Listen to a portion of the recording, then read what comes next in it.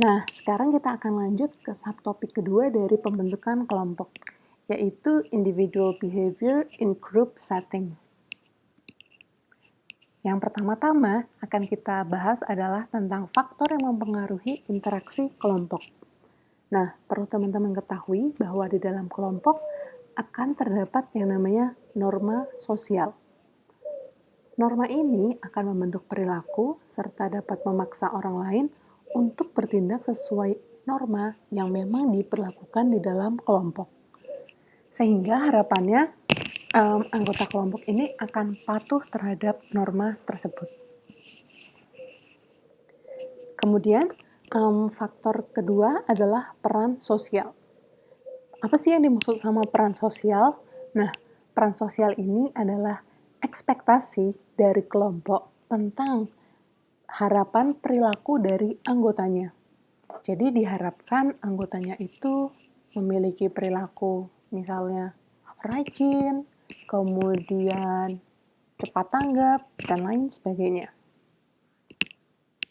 Nah, jika anggota kelompok ini mampu memenuhi ekspektasi kelompok untuk berperan sosial yang baik, maka mereka akan merasa adanya kepuasan di dalam diri mereka.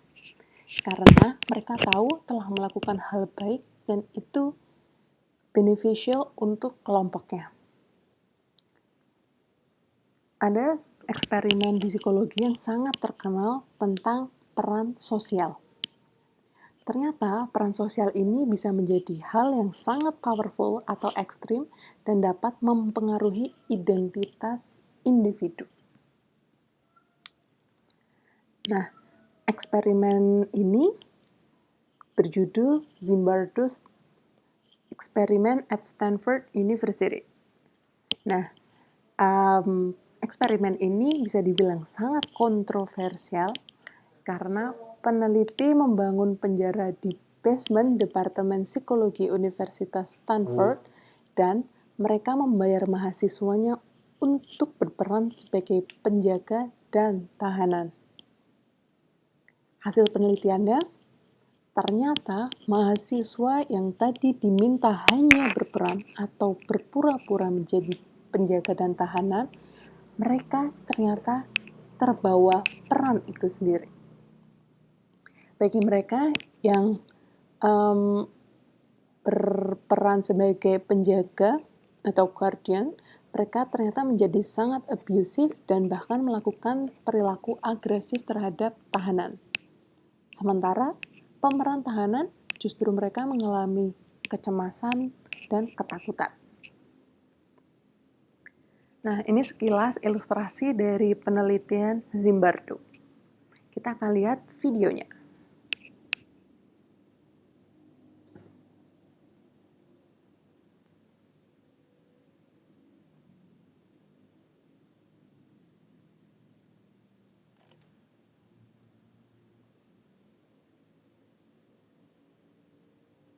Rather be a guard or prisoner? I think I have the qualities to be a guard. Prisoner, I guess. Prisoner sounds like it would be a little less work. Prisoner. Why's that? Nobody likes guards. Good afternoon, gentlemen. This experiment will be an extension of my research into the effects prisons can have on human behavior. You're going to be pleased to know that you all have been chosen to be the prison guards. But under no circumstances whatsoever are you to physically assault the prisoners in any way. So remember, just as you were watching the prisoners, my graduate staff and I will be watching you. All right, gentlemen, we're going to have ourselves a nice fun. Rule number 1, prisoners must remain silent. This is an exercise period. Okay, is it just me, or are these guys taking this thing a bit too serious? Why don't you give me 20 push-ups? Look at this guy. Thinks he's John Wayne or something. You address me as Mr. Correctional Officer. This might be an interesting 2 weeks after all. Why don't you make up your bunk, 8612? I did, Mr. Correctional Officer. Well, that's not what I see. Hey, what are you doing it? Just me now!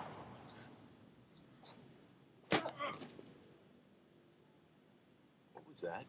You just hit him. You're not supposed to hit him.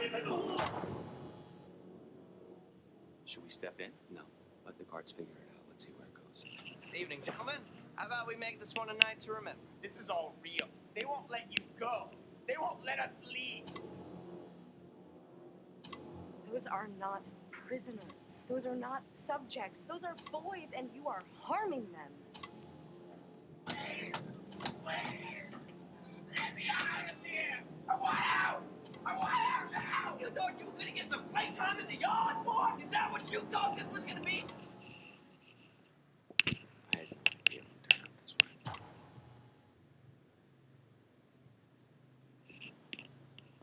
Yap, itu tadi cuplikan dari trailer Zimbardo's Experiment yang difilmkan. Oke, kita lanjut ke faktor lain yang mempengaruhi interaksi kelompok. Yang selanjutnya ada kohesivitas kelompok. Nah, di sini kualitas kelompok biasanya didasari atas keanggotaan serta mutual liking di antara anggota kelompok. Kemudian ada juga yang namanya group diversity. Di sini, grup dapat dianggap menarik perhatian orang lain yang berada di outgroup jika grup ini memiliki similaritas dengan kelompoknya. Sehingga diharapkan grup dapat meningkatkan similaritas antar anggota kelompok tersebut. Nah, yang selanjutnya, di dalam kelompok ada yang namanya social facilitation atau fasilitasi sosial. Di sini, kehadiran orang lain dapat memberikan dua makna bagi individu. Yang pertama adalah menunjukkan kinerja yang sama dengan rekan kerja yang melakukan hal sama.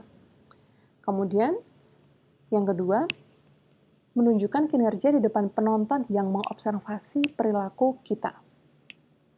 Nah, tapi perlu disadari bahwa fasilitasi sosial ini akan sangat terlihat pada tugas yang mudah. Sehingga pada tugas yang mudah ini, kehadiran orang lain itu dapat meningkatkan performa individu. Salah satu penelitian tentang fasilitasi sosial yang cukup terkenal adalah eksperimen Zhejiang.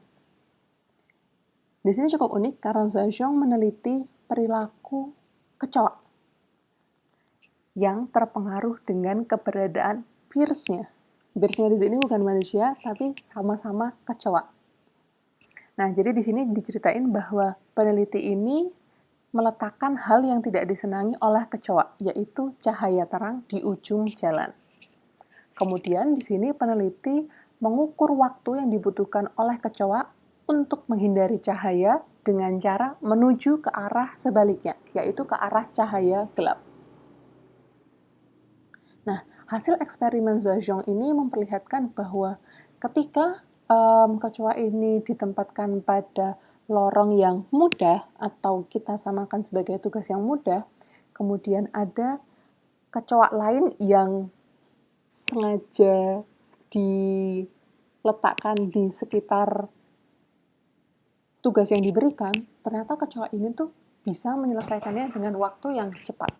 Tapi ternyata pada tugas yang kompleks dan dihadirkan teman-teman kecoanya itu, ternyata kecoa ini mengalami ternyata kecoa ini tuh membutuhkan waktu yang lebih lama untuk menemukan jalan keluarnya. Nah, ini adalah maze yang digunakan peneliti untuk memberikan tugas kepada si kecoa. Yang di kiri simple maze dimaksudkan sebagai tugas yang mudah, sementara yang kanan complex maze adalah tugas yang kompleks. Nah, ini adalah cahaya terang, kemudian goalnya si kecoa pergi ke sini, ke arah sebaliknya. Jadi si kecoa diminta untuk melewati labirin untuk menuju ke arah jalan yang tanpa cahaya. Nah, di sini hasilnya. Kecoak membutuhkan waktu lebih lama saat ada kecoak lain di sekitarnya dibandingkan saat mereka sendirian. Nah, kalau kalian penasaran, terus kecoaknya ditaruh di sebelah mana? Nah, jadi kecoaknya ditaruh di sekitar ini, tapi kecoaknya ditaruh di dalam tempat gitu. Dan diposisikan seakan-akan teman-teman kecoaknya ini lagi nonton kecoak yang lagi dikasih tugas.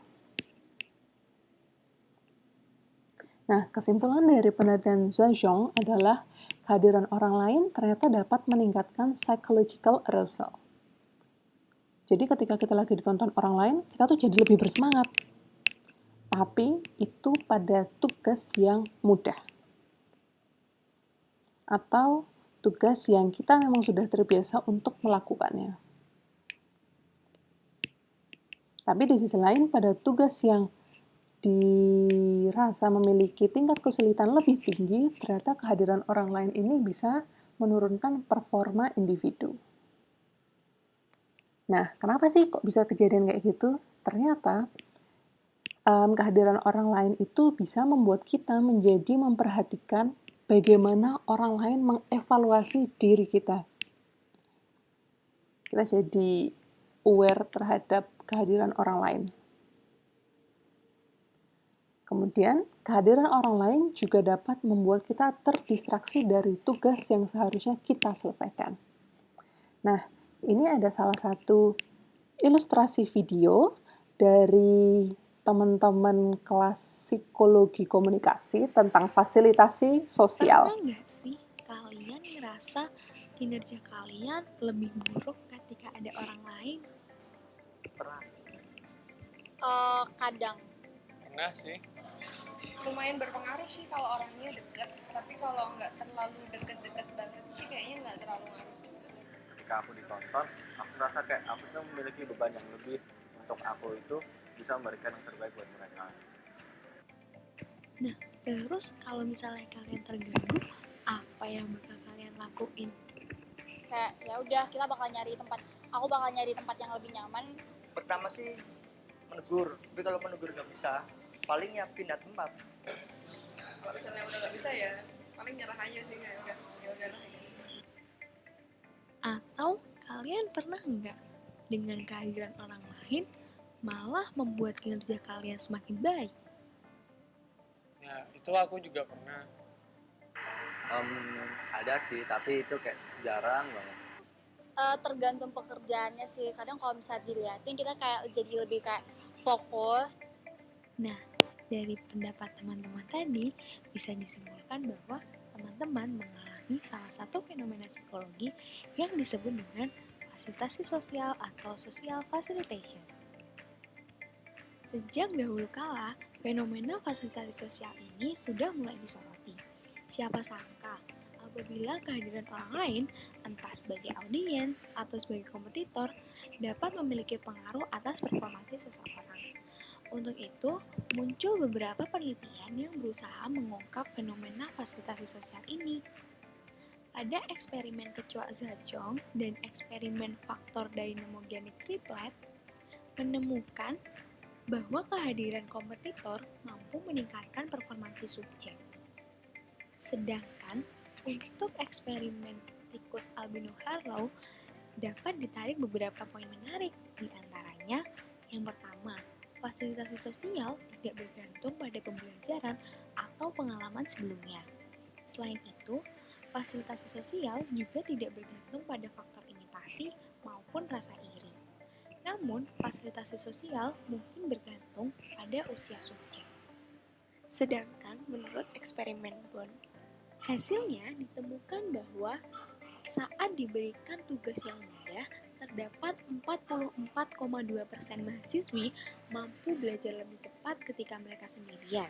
Sementara 40,8% diantaranya justru lebih cepat belajar ketika ada orang lain di sekitarnya. Lalu, ketika diberikan tugas yang susah, hanya 44,9% mahasiswi yang mampu belajar dengan cepat ketika mereka sendirian. Lalu sisanya sebesar 56,1% justru mampu belajar dengan cepat ketika ada orang lain di sekitarnya. Untuk itu, biar lebih jelas lagi, kita akan mengundang ahli yang fasilitasi sosial.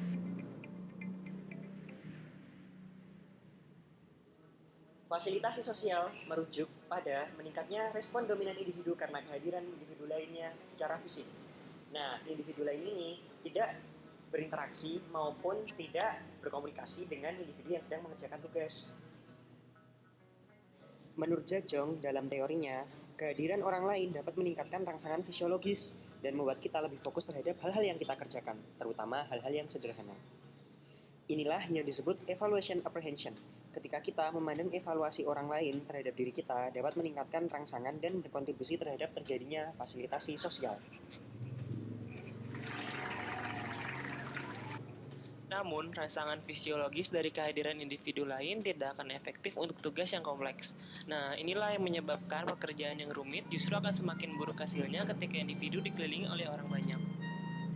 Inilah yang disebut distraction conflict theory, yaitu kondisi cognitive overload di mana kehadiran audiens menyebabkan terjadinya distraksi pada individu yang sedang melakukan tugas, karena harus membagi perhatiannya kepada audiens yang sedang memperhatikannya dan kepada tugas yang sedang dikerjakannya. Hal ini dinilai dapat menurunkan performa. Ganti lagu aja ya guys.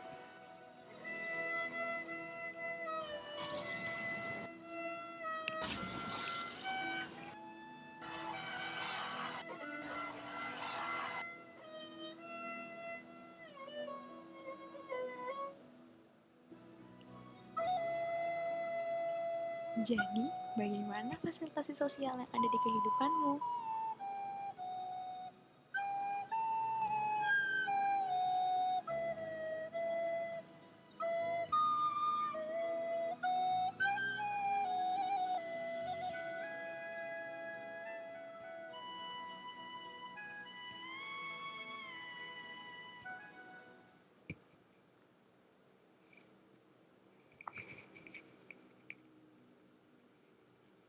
Gimana? Cukup jelas kan? Ada ilustrasi video dari kakak-kakak angkatan 2018. Cocok ya. Oke. Itu tadi kita membahas tentang fasilitasi sosial atau social facilitation. Nah, sekarang kita akan membahas tentang social loving. Nah, di sini social loving diartikan sebagai tendensi orang lain untuk merasa relax, santai, santuy, slow saat ada kehadiran orang lain dan kinerja individu tidak dievaluasi. Contohnya, ketika kita nonton konser, kemudian itu ada keramaian, semua orang tepuk tangan. Kita otomatis juga akan tepuk tangan.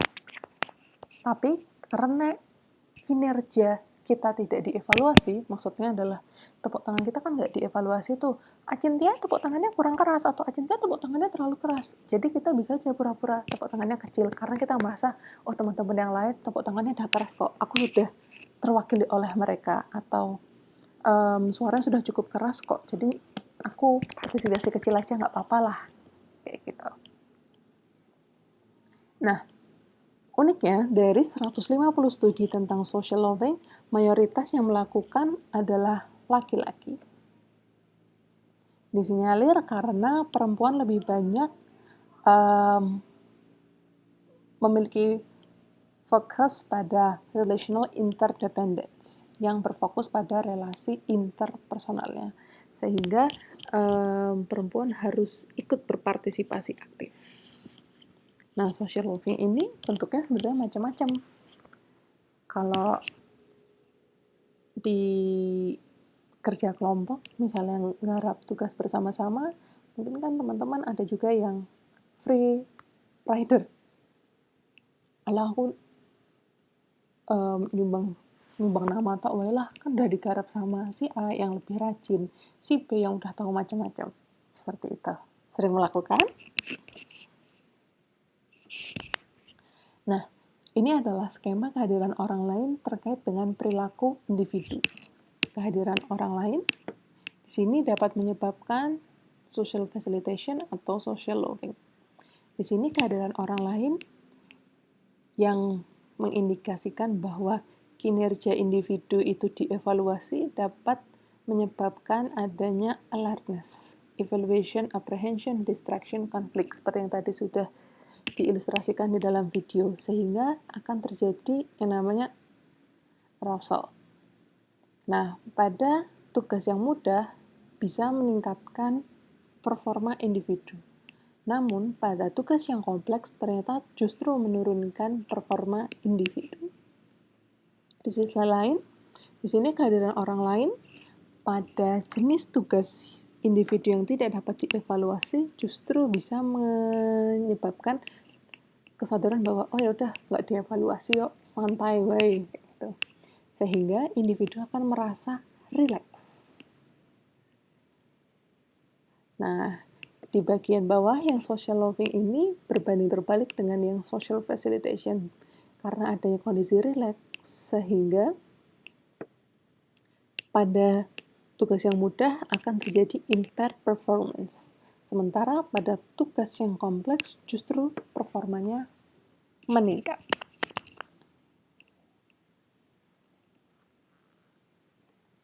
Kalau yang di social facilitation, tugas mudah ternyata performanya meningkat. Sementara kalau yang di sini karena kondisi rileks merasa bahwa gawean sipil nggak dievaluasi yuk, santai kayak gitu. Nah, selanjutnya dalam pembentukan kelompok juga ada yang namanya deindividuasi. Hilangnya perilaku normal constraint saat seseorang tidak teridentifikasi di tengah keramaian. Misalnya, penggemar histeris yang saling menginjak di tengah kerumunan konser. Karena di situ kita membayangkan ada kerumunan konser, terus habis itu orang-orang pada nendang-nendang bangku secara sembarangan. Ya udah, kita merasa bahwa oh ya udah nggak ketahuan, toh yang lain juga melakukan seperti itu. Nah, deindividuasi ini dapat menyebabkan orang-orang menjadi tidak memperhatikan bahwa sesungguhnya mereka memiliki tanggung jawab atas perbuatannya. Jadi kayak seolah-olah lepas dari tanggung jawabnya. Nah, deindividuasi dapat menyebabkan perilaku baik positif maupun negatif, tergantung dengan keadaan kelompok. Di sini dituliskan bahwa saat kelompok dalam kondisi marah, maka ada kecenderungan individu itu mengalami deindividuasi saat perilaku di dalam kelompok itu membuat dia menjadi ikut-ikut berperilaku agresif. Semuanya pada marah-marah, yaudah ikut marah-marah aja, karena merasa bahwa oh ya, apa? Sementara pada saat berada di pesta dan norma yang berlaku adalah makan yang banyak ketika ikut pesta, maka kita jadi ikut menuruti norma tersebut. Kita jadi ikut banyak makan.